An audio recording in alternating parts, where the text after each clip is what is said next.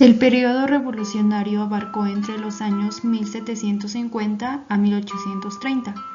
Fue uno de los episodios más importantes de la historia de nuestro país en la Revolución Mexicana. Entre los siglos XVIII y XIX hubo varios acontecimientos importantes y significativos para la transformación de la sociedad, de la política, la economía y el hombre, en los cuales sobresalieron las secuencias revolucionarias que se dieron tanto en Europa como en América. Los sucesos históricos que iniciaron dicho periodo revolucionario fueron la Revolución Francesa y la Revolución Industrial, la cual, según Gloria Delgado, aunque no fue un movimiento súbito como el que suelen presentar las revoluciones políticas, sino un proceso gradual derivado de los avances científicos de las etapas anteriores.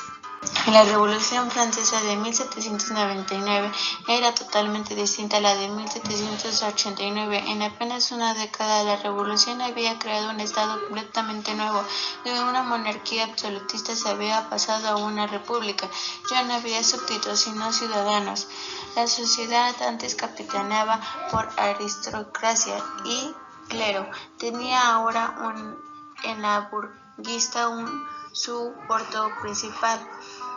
Tan reconocible estaba la nación y tan original era el modo en el que había organizado que hubo de retornarse en la Roma clásica para dar nombre a sus nuevas instituciones: Senado, Consulado, Tribunado y Prefectura.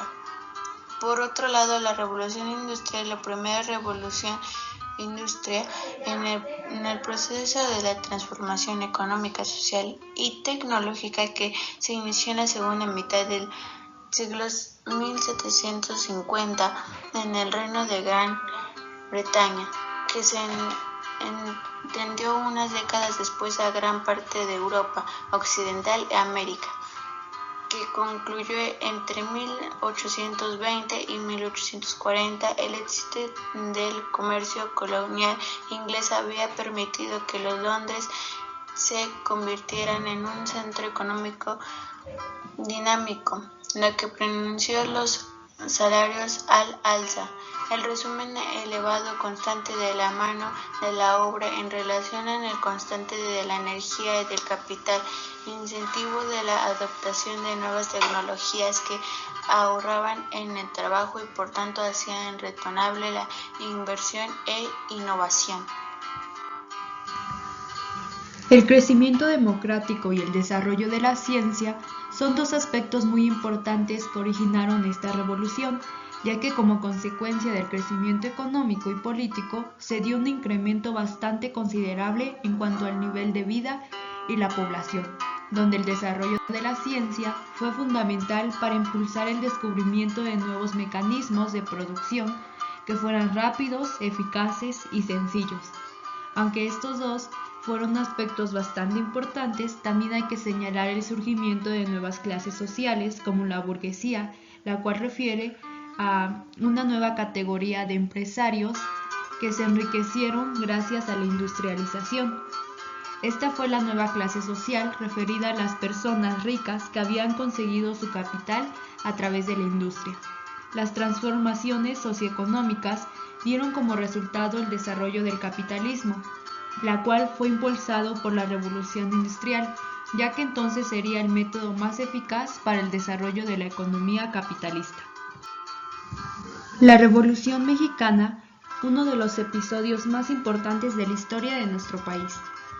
El movimiento armado en contra del presidente Porfirio Díaz, cuyo gobierno había durado más de 30 años, periodo que se conoce como el Porfiriato, comenzó a delinear el rostro del México actual. La Revolución de 1910 dio lugar a la Constitución Política de los Estados Unidos Mexicanos de 1917, la primera en el mundo por su contenido político-social.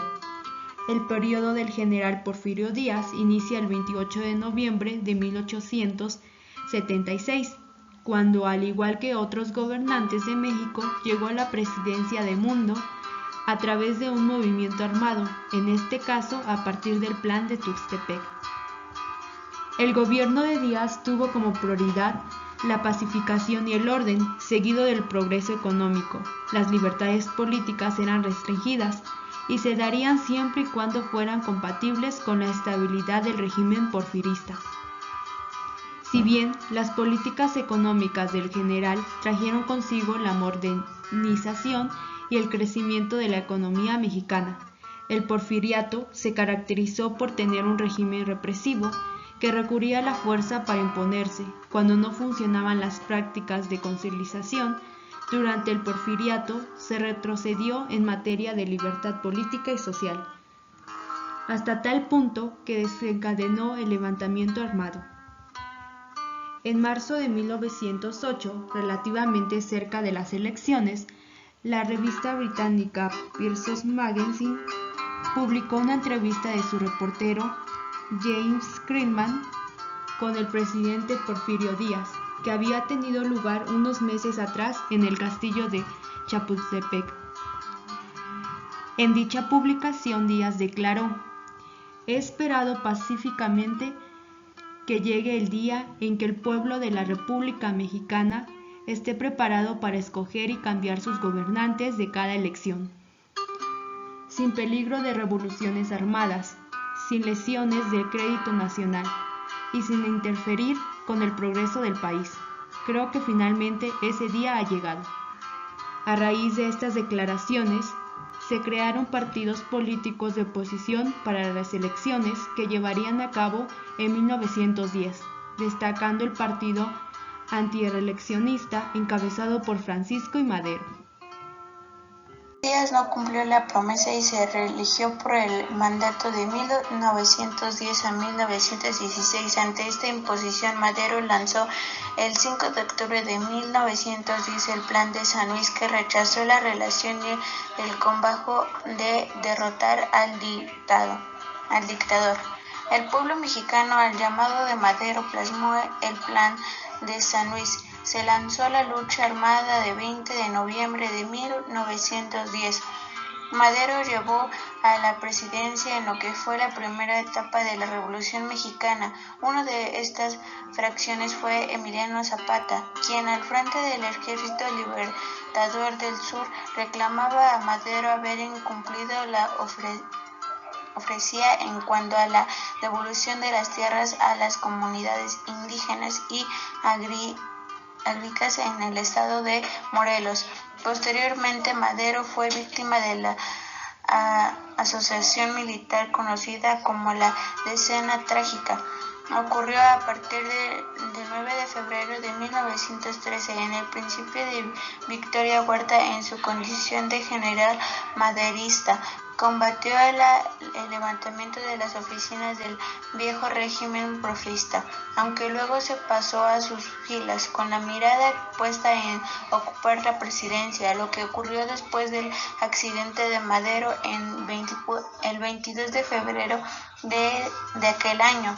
Madero, el apóstol de la democracia, aportó su pensamiento a la ideología de la Revolución Mexicana y contribuyó a construir la nueva paz de México.